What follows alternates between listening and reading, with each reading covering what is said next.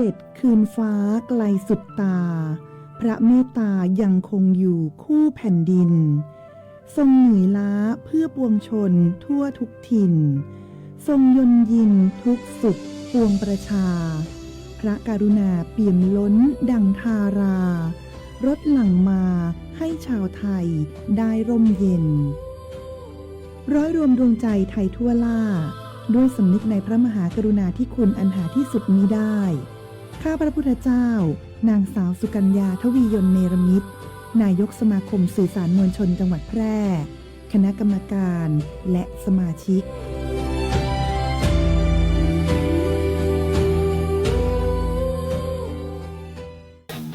ยินดีต้อนรับสู่เมืองแพร่เกม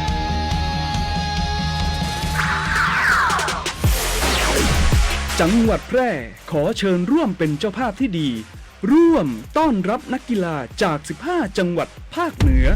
ร่วมชมร่วมเชียร์การแข่งขันกว่า 45 ชนิดกีฬาในการเป็นเจ้าภาพจัดการแข่งขันกีฬาเยาวชนแห่งชาติรอบคัดเลือกภาค 5 ครั้งที่ 41 เมืองแพร่เกม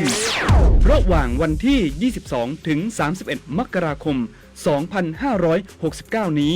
และการแข่งขันกีฬาอาวุโสแห่งชาติรอบคัดเลือกภาค 5 ครั้งที่ 8 เวียงโกไสเกมระหว่างวันที่ 15 ถึง 22 กุมภาพันธ์ 2569 พลาดไม่ได้กับพิธีเปิดการแข่งขันสุดยิ่งใหญ่ตระการตาในวันพฤหัสบดีที่ 22 มกราคม 2569 ณ สนามกีฬาองค์การบริหารส่วนจังหวัดแพร่ ติดตามข่าวสารการแข่งขันได้ที่เพจ Facebook เมืองแพร่เกมและเพจเวียงโกไสเกม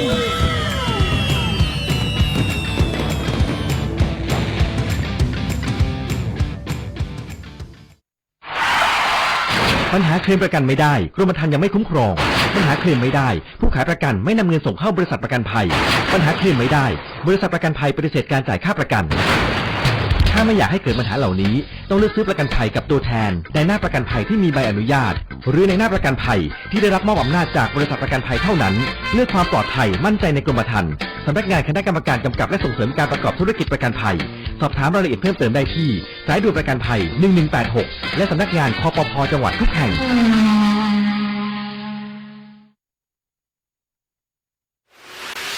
เมื่อถูกมิจฉาชีพหลอกเผลอโอนเงินไปแล้วสิ่งสำคัญที่สุดคือต้องรีบตั้งสติและดำเนินการทันทีขั้นแรกรีบโทรหาธนาคารของคุณเพื่อแจ้งระงับบัญชีที่เกี่ยวข้องทันทีขั้นที่ 2 รวบรวมหลักฐานทั้งหมดและไปแจ้งความกับตำรวจโทร1441หากมีข้อสงสัยติดต่อธนาคารแห่งประเทศไทยโทร1213มีสติไม่เสียสตางค์ย้ำอีกครั้งธนาคารแห่งประเทศไทยโทร1213ทุกวันนี้ใครๆก็ใช้ไลน์แต่จะดีกว่าไหมถ้ารู้ข้อมูลข่าวสารแจ้งเตือนภัยผ่านแอปไลน์ได้ด้วย Line Alert การแจ้งเตือนภัยพิบัติร้ายแรงเพื่อให้เราได้เกาะติดสถานการณ์ภัยธรรมชาติไม่ว่าจะเป็นพายุไฟไหม้น้ำท่วมหรือแผ่นดินไหวได้อย่างทั่วถึงและทันเวลาทำอะไรได้บ้างนะหรออัปเดตระดับภัยได้ถึง5ระดับเช็คพื้นที่เสี่ยงแถมรวมเบอร์ติดต่อฉุกเฉินโรงพยาบาลใกล้เคียงและวิธีการป้องกันตัวเองในสถานการณ์ต่างๆให้ด้วยสามารถใช้งานได้ง่ายๆเพียงค้นหาแอดไลน์ Alert และกดเพิ่มเพื่อนแค่นี้เองรู้ภัยเข้าใจรับมือได้ด้วยความปรารถนาดีจากสำนักงานประชาสัมพันธ์ที่ 3 กรมประชาสัมพันธ์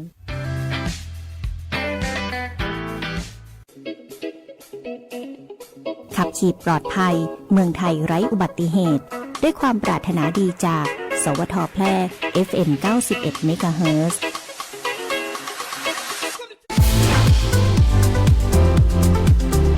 คุณกำลังฟังสถานีวิทยุกระจายเสียงแห่งประเทศไทยจังหวัดแพร่ FM 91 เมกะเฮิรตซ์ให้ความรู้คู่ความสุข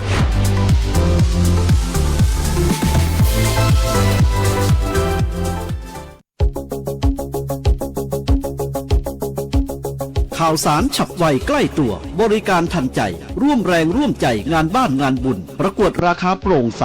และติดตามสภาพอากาศประจำวันโดยทีมข่าวสวทแพร่ FM 91 เมกะเฮิรตซ์สถานีข่าวดีของประชาชนคนเมืองแพร่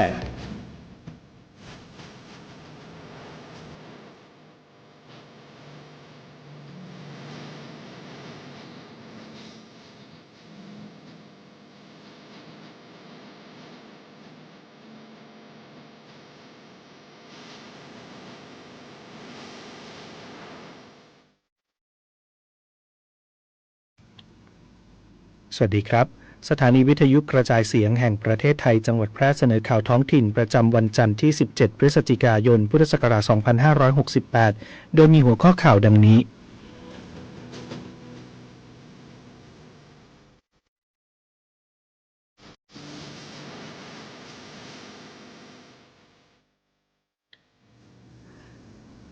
จังหวัดแพร่เตรียมรับมือภัยหนาวจัดตั้งศูนย์บัญชาการเหตุการณ์ภัยหนาวให้ความช่วยเหลือดูแลประชาชน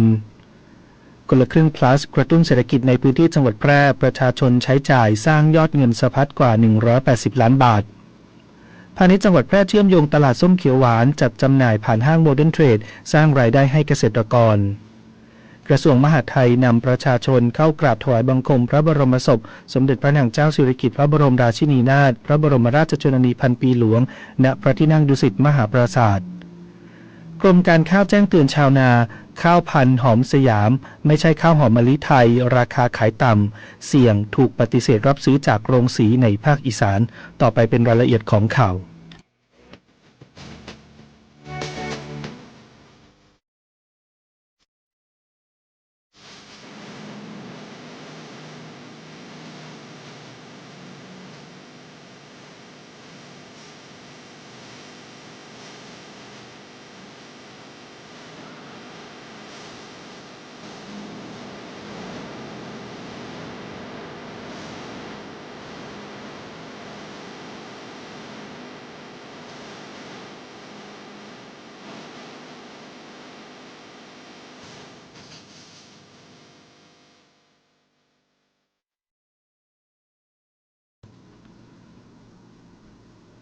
จังหวัดแพร่เตรียมรับมือภัยหนาวจัดตั้งศูนย์บัญชาการเหตุการณ์ภัยหนาวให้ความช่วยเหลือดูแลประชาชนพร้อมเฝ้าระวังอัคคีภัยและปัญหา PM 2.5 นายสมชัยเลิศประสิทธิพันธ์ผู้ว่าราชการจังหวัดแพร่เปิดเผยว่ากองบัญชาการป้องกันและบรรเทาสาธารณภัยแห่งชาติได้แจ้งให้ทราบว่าประเทศไทยได้เข้าสู่ฤดูหนาวตั้งแต่ปลายเดือนตุลาคม 2568 ไปจนถึงประมาณปลายเดือนกุมภาพันธ์ 2569 โดยช่วงที่หนาวที่สุดคือกลางเดือนธันวาคมถึงกลางเดือนกุมภาพันธ์ซึ่งอาจมีผลกระทบต่อชีวิตสุขภาพและพืชผลทางการเกษตรของประชาชนกองอำนวยการป้องกันและบรรเทาสาธารณภัยจังหวัดแพร่จึงได้เตรียมพร้อมรับมือสถานการณ์อากาศหนาวในพื้นที่โดยได้จัดตั้งศูนย์บัญชาการเหตุการณ์จังหวัดแพร่ภัยหนาวปี 2568 ถึง 2569 ขึ้นที่สารกลางจังหวัดแพร่เพื่อรับมือและให้การช่วยเหลือประชาชนได้อย่างมีประสิทธิภาพซึ่งจะทำการแจ้งเตือนเกี่ยวกับสภาพอากาศแก่ประชาชนผ่านทุกช่องทางทำการสำรวจและเตรียมความพร้อมให้ความช่วยเหลือดูแลเครื่องนุ่งห่มกันหนาวยารักษาโรคและเวชภัณฑ์ให้แก่กลุ่มเปราะบางได้แก่ผู้สูงอายุผู้พิการเด็กไร้ผู้อุปการะและผู้มีรายได้น้อยอีกทั้งในช่วงฤดูหนาวเป็นช่วงที่อากาศจะแห้งและมีลมแรงเสี่ยงต่อการเกิดไฟไหม้และการเกิดฝุ่น PM 2.5 จังหวัดแพร่จึงสั่งการให้หน่วยงานเฝ้าระวังอัคคีภัยเตรียมพร้อมเจ้าหน้าที่รถดับเพลิงรถบรรทุกน้ำให้พร้อมปฏิบัติงานทันทีและรณรงค์ประชาชนทุกพื้นที่เฝ้าระวังเป็นพิเศษพร้อมขอความร่วมมือเกษตรกรงดเผาวัชพืชต่อสั่งและวัสดุทางการเกษตรเพื่อป้องกันไฟป่าและลดปัญหาหมอกควันฝุ่นละออง PM 2.5 ที่จะส่งผลกระทบต่อสุขภาพคุณภาพอากาศและการท่องเที่ยวของจังหวัดด้วย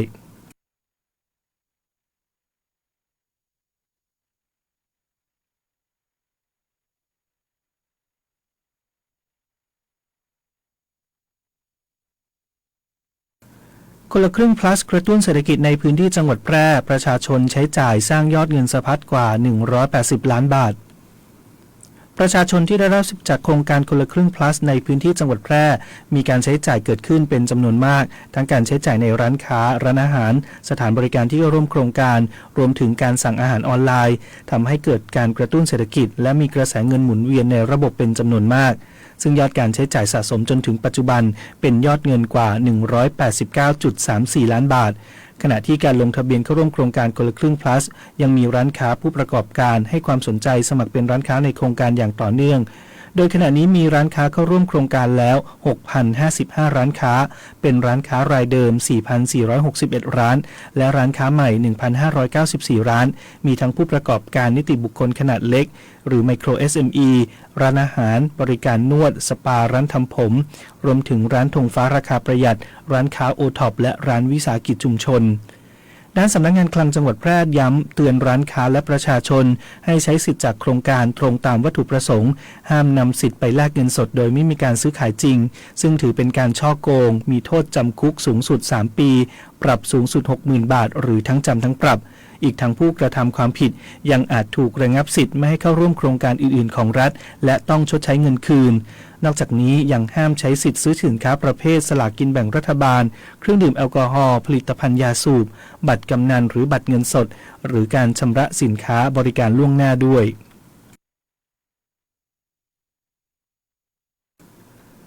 พาณิชย์จังหวัดแพร่เชื่อมโยงตลาดส้มเขียวหวานจัดจำหน่ายผ่านห้างโมเดิร์นเทรดสร้างรายได้ให้เกษตรกรนายสุภสันต์สินชูศรีพาณิชย์จังหวัดแพร่เปิดเผยว่าสำนักงานพาณิชย์จังหวัดแพร่ได้ดำเนินการช่วยเหลือเกษตรกรกลุ่มแปลงใหญ่ส้มเขียวหวานบ้านหาดรั่วหมู่ที่6ตำบลวังชิ้นอำเภอวังชิ้นในการจัดหาตลาดกระจายผลผลิตส้มเขียวหวานที่กำลังออกสู่ตลาดโดยได้มอบหมายให้เจ้าหน้าที่กลุ่มกำกับและพัฒนาเศรษฐกิจการค้าและกลุ่มส่งเสริมการประกอบธุรกิจการค้าและการตลาดสำนักงานพาณิชย์จังหวัดแพร่เข้าร่วมการเชื่อมโยงเจรจาซื้อขายส้มเขียวหวานมาตรฐานส้มปลอดภัย GAP จังหวัดแพร่สู่ตลาดโมเดิร์นเทรดณจุดรวบรวมและจัดชั้นคุณภาพผลไม้อัตลักษณ์และภูมิปัญญาท้องถิ่นส้มวังชิ้นอำเภอวังชิ้นซึ่งได้ทำข้อตกลงรับซื้อส้มเขียวหวานกับฝ่ายจัดซื้อสินค้าท้องถิ่นและการเกษตรประจำภาคเหนือบริษัทบิ๊กซีซูเปอร์เซ็นเตอร์จำกัดมหาชนเบื้องต้นสามารถส่งมอบส้มเขียวหวานมาตรฐานส้มปลอดภัย GAP จังหวัดแพร่ให้กับบริษัทบิ๊กซีซูเปอร์เซ็นเตอร์จำกัดมหาชนในล็อตแรกจำนวน 2,000 กิโลกรัมละ 22 บาทมูลค่ารวมทั้งสิ้น 44,000 บาทซึ่งจะกระจายผลผลิตนำไปจำหน่ายให้กับผู้บริโภคณสาขาของห้างบิ๊กซีภายในพื้นที่กรุงเทพมหานครต่อไป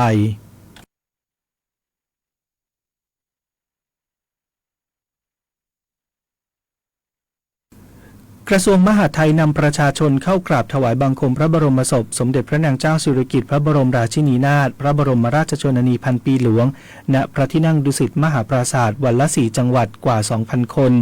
ช่วยประชาชนที่ไม่มีโอกาสมาด้วยตนเองตามที่สำนักพระราชวังได้เปิดให้ประชาชนเข้าถวายบังคมพระบรมศพสมเด็จพระนางเจ้าสิริกิติ์พระบรมราชินีนาถพระบรมราชชนนีพันปีหลวงณพระที่นั่งดุสิตมหาปราสาทในพระบรมมหาราชวังตั้งแต่วันที่ 9 พฤศจิกายน 2568 เป็นต้นไปตั้งแต่เวลา 8 นาฬิกาถึง 21 นาฬิกาวันนี้เป็นวันแรกที่กระทรวงมหาดไทยได้อำนวยความสะดวกนำประชาชนจากทั่วประเทศเดินทางมาเข้ากราบถวายบังคมพระบรมศพสมเด็จพระนางเจ้าสิริกิติ์พระบรมราชินีนาถพระบรมราชชนนีพันปีหลวงจังหวัดละไม่ต่ำกว่า700คนวันละ4จังหวัดโดยจะสลับกันไปในแต่ละภาคเรียงตามลำดับตัวอักษรซึ่งวันนี้เป็นจังหวัดกระบี่กาฬสินธุ์กาญจนบุรีและกำแพงเพชรซึ่งมีเจ้าหน้าที่คอยดูแลตลอดการเดินทาง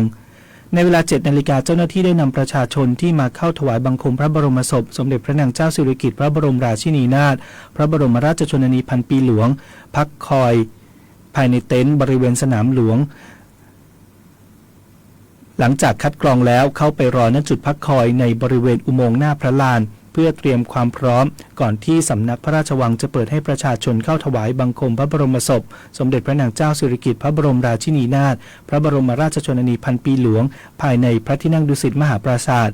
ในเวลา 8 นาฬิกาประชาชนที่เดินทางมาจำนวนมากล้วนแต่งกายสุภาพด้วยชุดสีดำไว้ทุกข์เมื่อผ่านจุดคัดกรองบริเวณอุโมงค์หน้าพระลานแล้วเจ้าหน้าที่จะพาเดินเข้ามายังประตูมณีนพรัตน์และเดินไปตามพระระเบียงออกประตูสีรัฐเลี้ยวขวาแล้วเดินตรงเข้าประตูพระที่นั่งดุสิตมหาปราสาทต่อไป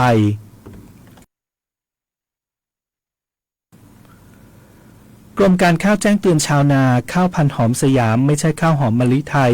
ราคาขายต่ำเสี่ยงถูกปฏิเสธรับซื้อจากโรงสีในภาคอีสานข้าวหอมมะลิไทยเป็นข้าวที่ได้รับการยอมรับด้านคุณภาพและความนิยมจากผู้บริโภคทั้งในและต่างประเทศจนได้ชื่อว่าเป็นข้าวที่ดีและอร่อยที่สุดโดยข้าวหอมมะลิไทยประกอบด้วยข้าว2สายพันธุ์ได้แก่พันธุ์ขาวดอกมะลิ105และกข15มีพื้นที่ปลูก23จังหวัดทั่วประเทศไทยได้แก่ทุกจังหวัดในภาคตะวันออกเฉียงเหนือรวม20จังหวัดและภาคเหนือ3จังหวัดได้แก่เชียงใหม่เชียงรายและพะเยาข้าวหอมสยามเป็นพันธุ์ข้าวที่ยังไม่ได้ผ่านการรับรองสายพันธุ์และไม่ได้ใช่พันธุ์ข้าวในกลุ่มข้าวหอมมะลิไทยดังนั้นหากชาวนานำพันธุ์ข้าวหอมสยามไปปลูกในพื้นที่การผลิตข้าวหอมมะลิไทยจะทำให้เกิดปัญหาการปลอมปนกับข้าวหอมมะลิไทยและเมื่อนำมาตรวจ DNA จะทำให้ไม่ผ่านเกณฑ์มาตรฐานข้าวหอมมะลิไทยส่งผลกระทบต่อการส่งออกไปจำหน่ายในตลาดโลกดังนั้นผลผลิตข้าวพันธุ์หอมสยามที่เก็บเกี่ยวในรอบนี้จึงไม่ได้รับการยอมรับจากสมาคมโรงสีข้าวภาคตะวันออกเฉียงเหนือและสมาคมโรงสีข้าวไทยส่งผลกระทบต่อเรื่องการรับซื้อในราคาต่ำและถูกปฏิเสธการรับซื้อจากโรงสีที่ส่งออกข้าวหอมมะลิไทยไปจำหน่ายในตลาดโลกสำหรับข้อเท็จจริงเกี่ยวกับข้าวพันธุ์สยามสำหรับข้อเท็จจริงเกี่ยวกับข้าวพันธุ์หอมสยาม 1. ยังไม่ได้รับการรับรองพันธุ์โดยกรมการข้าวกระทรวงเกษตรและสหกรณ์แต่อยู่ระหว่างเตรียมข้อมูลเพื่อยื่นรับรองพันธุ์กับกรมการข้าวในเดือนมีนาคม 2569 ดังนั้นข้าวพันธุ์หอมสยามจึงไม่ใช่ข้าวพันธุ์รับรองของทางราชการเหมือนข้าวพันธุ์ต่างๆของกรมการข้าวที่มีชื่อเรียกขึ้นต้นว่ากข.แล้วตามด้วยหมายเลขโดยหลักการตั้งชื่อพันธุ์ข้าวของกรมการข้าวกข.หมายถึงกรมการข้าว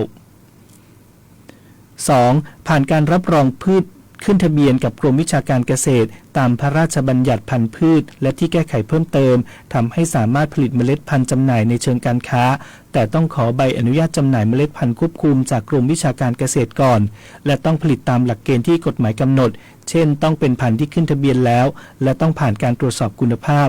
ดังนั้นชาวนาควรซื้อเมล็ดพันธุ์จากแหล่งผลิตที่ขึ้นทะเบียนพันธุ์กับกรมวิชาการเกษตรเท่านั้นถึงจะได้เมล็ดพันธุ์แท้ตรงตามพันธุ์มีคุณภาพและได้มาตรฐาน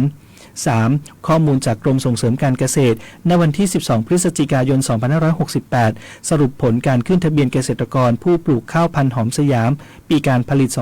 2567 ถึง 2568 พบมีพื้นที่ปลูกทั่วประเทศไทยรวม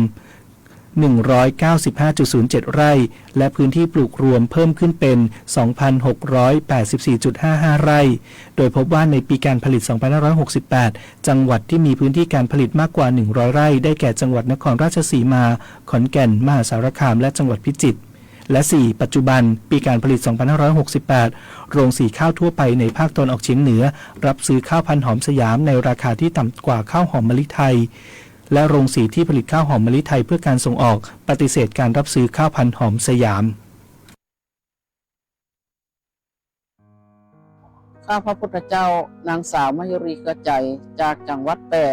รู้สึกเสียใจอย่างสุดซึ้งที่เสียแม่หลวงของปวงชนชาวไทยเฮาไปและก็จะได้นำพระราชดำรัสที่แม่หลวงปวงชนชาวไทยเฮาได้ทรงสอนไว้นำมาปรับใช้ในชีวิตประจำวันเจ้าหนึ่งในเหตุการณ์ครั้งสำคัญที่ยัง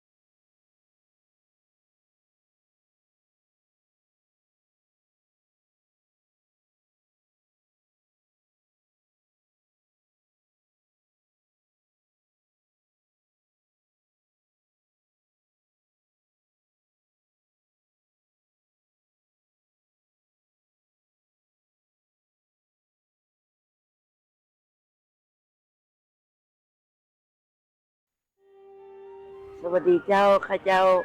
นางสาวธนัญญาสันเวียงไม้กรรมการสภาวัฒนธรรมจังหวัดแพร่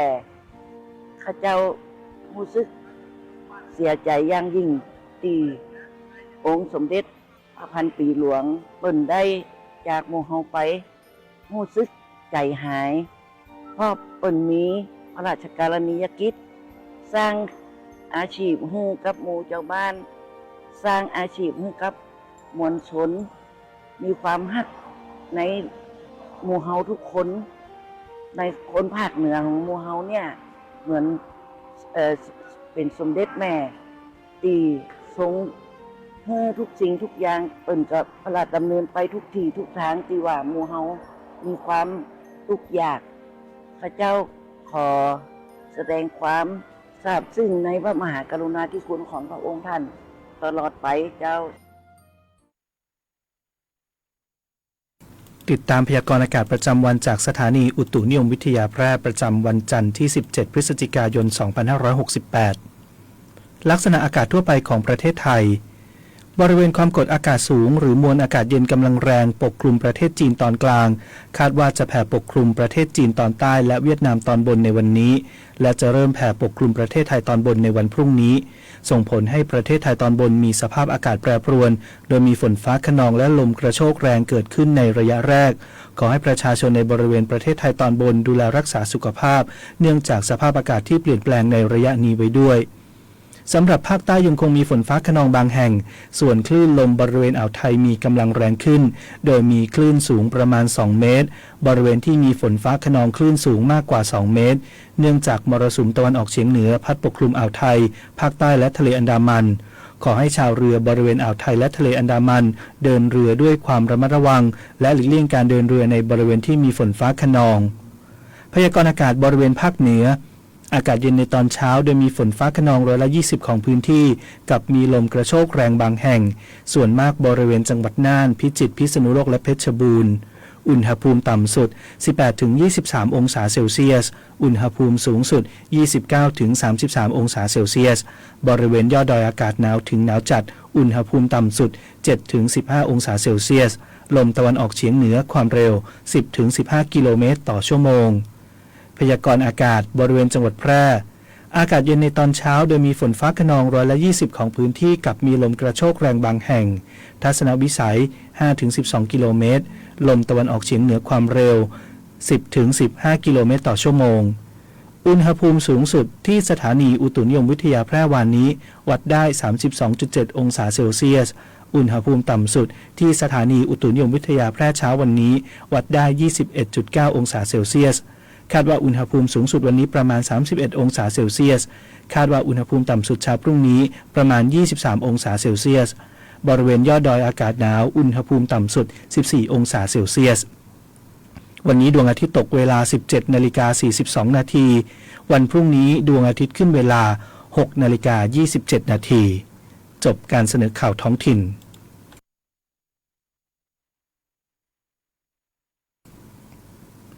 พระสถิตอยู่ในใจตราบนิรันดร์น้อมสำนึกในพระมหากรุณาธิคุณเป็นล้นพ้นอันหาที่สุดมิได้ข้าพระพุทธเจ้าข้าราชการและเจ้าหน้าที่สถานีวิทยุกระจายเสียงแห่งประเทศไทยจังหวัดแพร่ธนชัยสุวรรณากาศอ่าน